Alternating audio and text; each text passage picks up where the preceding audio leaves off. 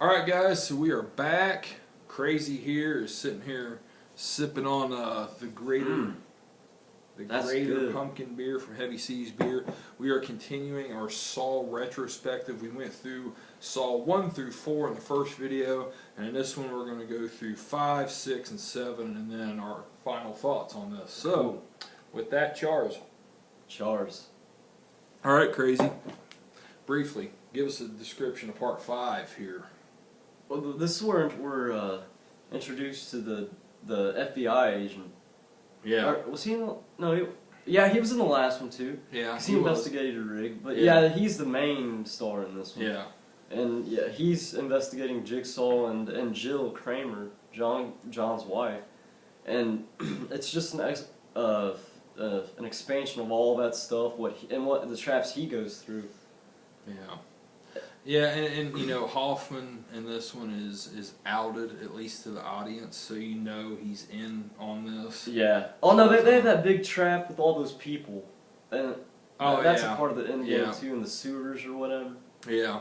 Yeah. Yeah, and you know, to me, this was the last one I saw in the theater. We actually saw this in the theater together, and I didn't like it at all. Going back and watching it this time, I didn't mind it as much. You know, I really like how, like I mentioned in the last video, I like how they tie Hoffman into everything, how they tie him into... They show his story. Yeah, they do. And in the last one, wasn't it 4 where they start showing Amanda in with the first kills? Yeah. That was in 4. Or no, 3. That was 3. Yeah, that was 3, yeah. But Hoffman, they start showing him in with these other kills. They start showing him in with Part 3, how he's in there talking to Jigsaw right before Jeff's wife comes in with Amanda and all that shit. He goes through the trap door. I like all that. I just like seeing all that because to me it's tied together very well and it works. Yeah. For the story, you know. Yeah, even though it just like, you know, at some point they get to grasping for straws in this series, but at the same time the continuity is very well in the series, really. Oh, it's awesome. It's one of the, even though it gets convoluted and ridiculous, it's still the best. Yeah. Continuity wise, I mean, even with Jigsaw gone, it's still good. Excellent continuity. It is. I mean, out of any horror franchise, you know, it's really good. We'll get to more of that in a little bit. But yeah, Saw 5, okay, not great. No, that's like my least favorite still. It's out of all of them? All of them. Yeah. 5 I like a little bit more than I did the second time. It's not the worst out of the franchise for me personally, but we'll get to that. And next up was actually, I think we both agree, I'll move our camera here, a step up from... I think the last 2, this is the best one since 3 for me, that's Saw 6. Yeah, I agree. A lot of contemporary social commentary in this one with the healthcare field, and I think it's more relevant than it was when it came out in 2008. I mean, there's a lot of, or 2000, was this 2009? 2008. Yeah. It was 2009 was the last one.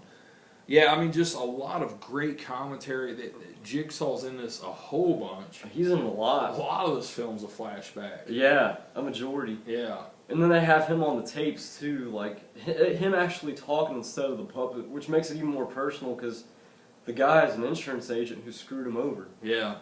And then he sends him through tests, or through the game and all this shit, and you know he has to choose between young people and old people, and this tying all this stuff. What is basically like insurance? Yeah, I mean it's really very relevant to stuff that's going on now with Obamacare, especially, and just everything else that came before this film even. Yeah, and the cost of healthcare in general even. Yeah, is like, that's a huge issue, and that they talk about that. I mean, it's an issue in that film. Yeah, it really is, and you know, it's just I think this is a well-made film. They really just it's the most well-written, I think, since the third one at least. Yeah. Maybe even before that. I mean, this might even be the most well-written one since the first one, as far as written-wise. Yeah, I can see that. Entertainment-wise, I may like 2 and 3 better myself. I don't know, but this is one of the better entries, I think. Oh, it is, absolutely. And it's amazing for a Part 6, and this is actually where the franchise started to take a downturn in returns at the box office. Yeah, and that's when they were like, after that, it was like one more, because I think they were planning on 8. Yeah, they were. Yeah, and then they combined 7 and 8 into Part 7. And this was actually the first Saw movie that didn't debut at number 1, I believe. Yeah. Yeah, that was the first one. It got beat out by Paranormal Activity, wasn't it? Yeah. Yeah, I think it was. Yeah, I believe. But Yeah, this was the downturn in the franchise, An excellent entry. but it's an excellent entry. And a lot of people gave up on the franchise before this, myself being one of them. I actually did not see this until home video, watched it at your place. But yeah, I mean, it's a shame because it really is very relevant, and even more relevant now than when it came out just a few short years ago. I mean, it's a great film. Yeah. It holds up well. Has good characters. Yeah, good characters, everything. I just think it's a really good film. So, excellent. Last but not least is the dreaded Saw 3D, the final chapter. What do you think, Krazy? You saw actually, Krazy has seen every single one of these in the theater. I saw 2 through 5 in the theater, and that was it for me. What did you think of this one? I thought it was a great end of the series myself. I really did. I liked how they brought back Carrie Elways and stuff. Although I wish they never would have announced that. I think that was a big mistake on their part. Him right there, that guy. Well, not Danny Glover. But it looks. The problem is, it looks like it was made for straight to video. And you know, that's something that started, I think, with 6. Like 6 was the same. 6 looked like a fucking, almost like a fucking soap opera. And this one was even worse. And especially the acting too. The acting was even subpar of a soap opera time. Yeah, it was. The detective is awful. Man, yeah, that main detective that goes to Jigsaw's wife and asks for information. She says, blah, blah, blah, I can give you information. He's like, yes, we want it. He is so bad in this. Oh, my God. I mean, he is just bad. Really, really He's bad. awful. He's one of the worst parts. And I didn't realize it. You know, I blind bought this. And the whole reason why is for the 3D. You know, I'm a big fan of 3D. I wanted another 3D horror film, so I went and bought this. I watched it, and I was just so far removed from the series, I didn't care. I was watching for the 3D elements.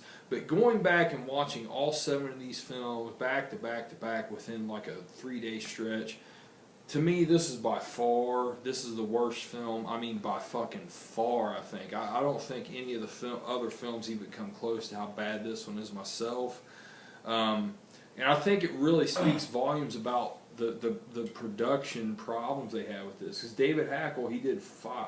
No, Kevin Greuter directed that again. Yeah, but David Hackle was originally. He was on. Yeah, he directed 5. He did 5, and he was supposed to come back. He was the DP of the whole series, just about. Yeah, and he was supposed to have directed this one. He was fired, and then they took Kevin Greuter, and he didn't want to do it. Yeah, and he was on board to do Paranormal Activity 2. And under a contractual obligation, they pulled him from that and made him do this film because he's right in the middle of pre-production. And the guys that wrote this film were talking about that, how, you know, like it was a big problem because there was already props built, there was already sets built, and then you know, this guy comes in, he's forced to do this. He rewrote things.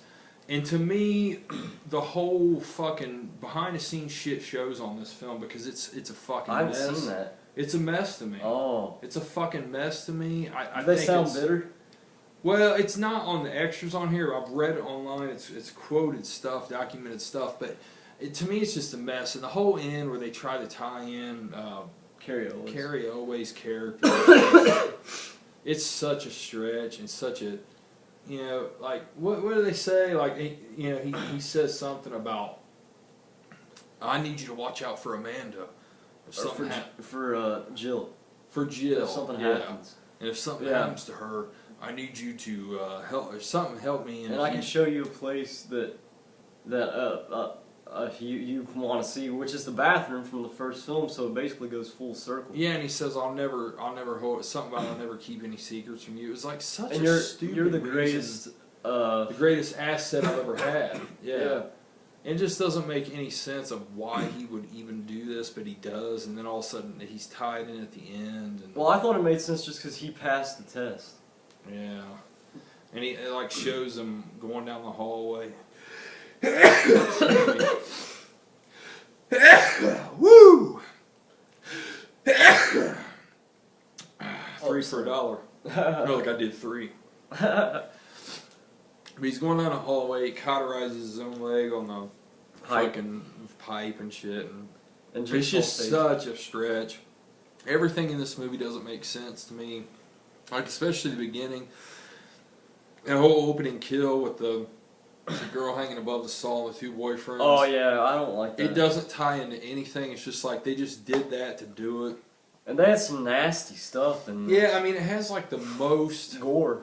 Yeah, the most gore, and it has the most kill scenes in it, like the set scenes, but none of them really tie into anything. Like the whole fag from Lincoln Park, his whole scene where he's glued to the seat. A white supremacist. Yeah, it just, none of that is tied into anything. It doesn't make any sense, where everything else and all the other films are tied into something, basically. Yeah. I mean, there might have been something here or there that wasn't, but basically they're tied into the other ones, and I don't know, to me this is just the weakest entry. I like that one. That 5 is still the weakest for me. That's got to be pretty weak, though. Even though I enjoyed it, I liked how they tied it up myself. Yeah. So Krazy, what's the strongest for you with a 1 to 10 rating? Saul. Saul? Yeah, I give that like a 8 out of 10. 8 out of 10? And what's the weakest? 5. I give that about a 5 out of 10. 5 out of 10. For me, for me, it's definitely the first one. I also give it an 8 out of 10. For me, the weakest is the last one. I give it a 4 out of 10.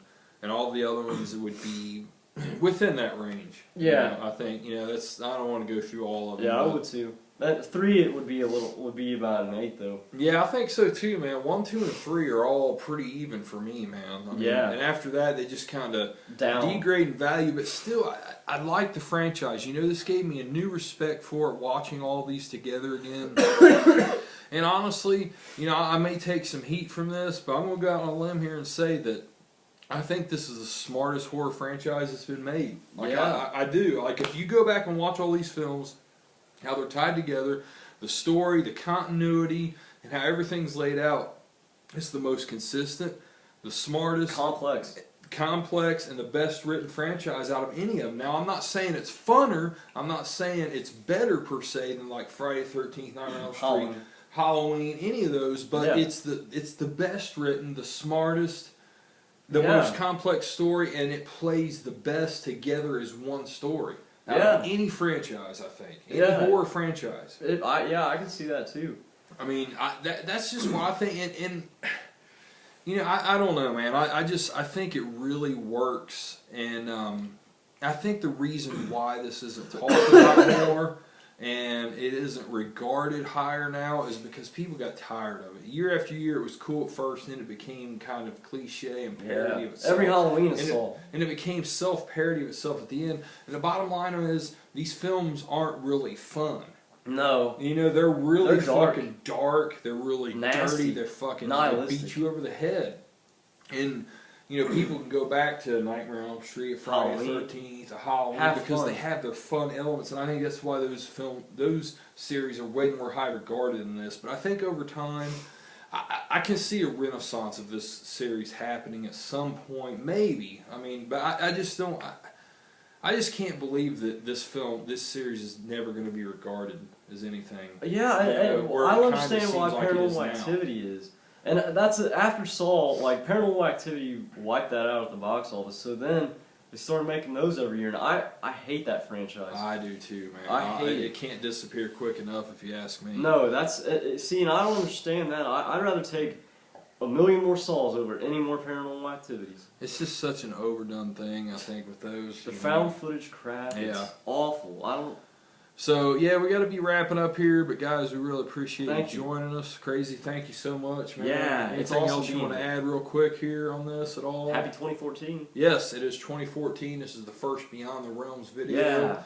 Yeah. But yeah, guys, give this series a chance again. Honestly, I think people really should, because I had honestly given up on it for so long, but watching it again, watching it all together, it gave me a new respect for the series. And it's been a while for you since you've watched it, but I always talking about it again. Yeah, you've always been a bigger fan than me. But, going back and watching them again, I really, really found a whole new respect for this franchise. And, it jumped way up on my list. Yeah. So, yeah, guys, that's pretty much it for now. Krazy, thanks a lot, man. Thank you. And, guys, we will see you again very soon. Have a good one, guys. Later.